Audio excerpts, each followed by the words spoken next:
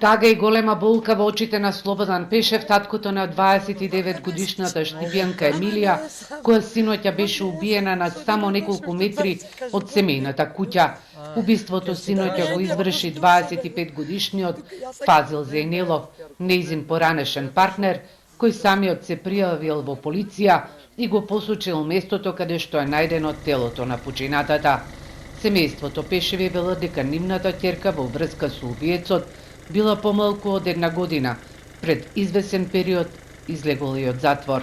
Он не знам колку е лежал в затвор, може 5-6 години. Он сега излева пред година време. Он тога е тука ќе утепал, па цивилен полицаец нагоре што има вила и тука сретне одбрана и избега. Он многу пати, ама многу пати е тепана од него, многу пати. Пред да се случи убиството, Емилија пријавила и насилство во полиција и во Центарот за социјални работи во Штип. Те па третираа, одија и на суд еден пат, не знам која година беше. Одија, простила му она. Еме, шо правиш бе дете?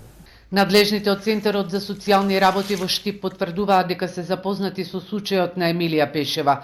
Посочуваат дека била корисник на туѓа помош и нега, а на 2 септември побарала постапката за насилство против Зејнелов да се запре. Како образложение навела дека предупредувањето од полицијата имало влијание врз неговото однесување. Од основното јавно обвинителство утринава информираа дека извршен е увид на лице место, земени се траги за вештачење, а телото на починатата е дадено на обдукција.